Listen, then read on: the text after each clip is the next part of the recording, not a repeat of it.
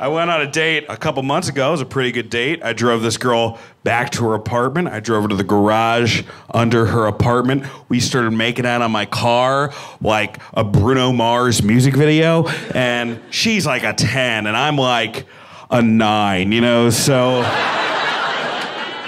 fuck you. Been able to hook up with girls who are way more attractive than me, but every single girl has the same backstory. They just got done dating some lacrosse player, and they're like, you know, I don't need some guy with perfect teeth and piercing eyes and abs. I don't need abs. And then they fuck me, and they're like, oh, wait, I needed abs. It's like the end of an M. Night Shyamalan movie. It was abs the whole time. I didn't realize it. Now I'm stuck with the adventures of young Santa.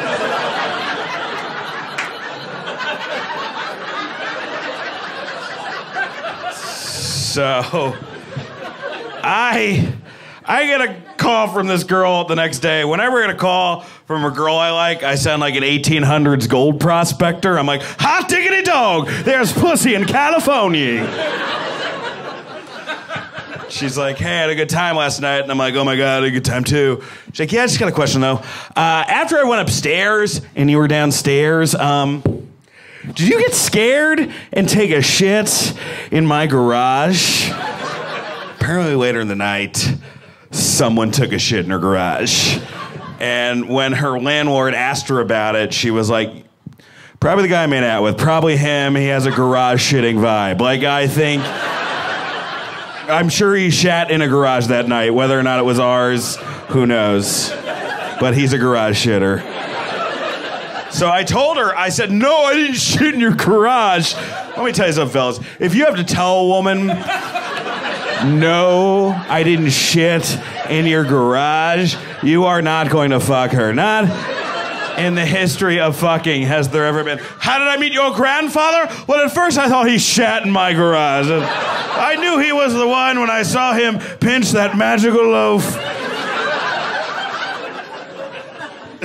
Also, did you get scared and take a shit in my garage? Is that what she thinks I do when I get scared? Where I'm like, hey, great makeout, but now I'm in this garage alone. Oh, it's happening again.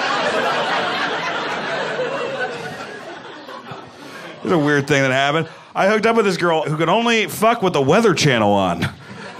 Yeah, I was like, what, am I fucking the ghost of a dead sea captain?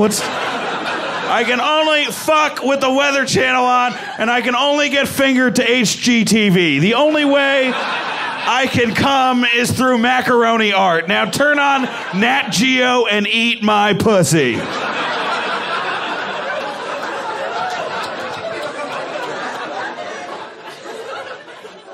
You know, I think men and women are both terrible for very different reasons.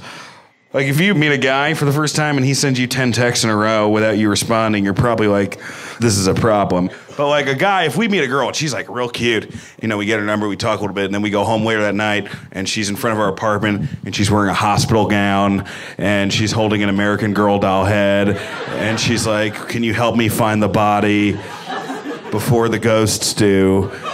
We're like, oh, she's quirky.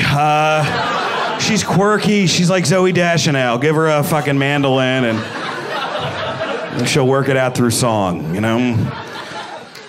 We come on too strong. That's our and it's romantic comedies. They've all fucked guys up. They've all messed them up. It's always like a guy who's like chasing a girl to an airport or showing up outside her window with a stereo over his head. Like that's not how you win a woman back. That's how you get someone to stop from leaving Scientology.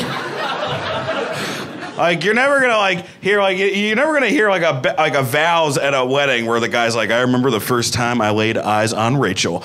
I was in a bush outside her apartment. I had been asking her out for about 6 months straight. She finally agreed to an 11 a.m. meeting with me at Panera Bread, during which She told me she wasn't ready to see anyone right now. She needed to focus on herself. Well, turns out from the 16 social media accounts I follow her on, she was spending a lot of time with this guy, Brian. I paid a private investigator. Turns out Brian didn't pay taxes from the year 2013 to 2015. I know somebody in the IRS. Brian gets audited. Now, Brian can't take her on this long vacation. He gets so depressed, takes a bunch of pills, kills himself. She feels terrible. That's where I swoop in. I build her self-esteem up, but not so much that she thinks that she can do better than me, and, well, we've been together ever since.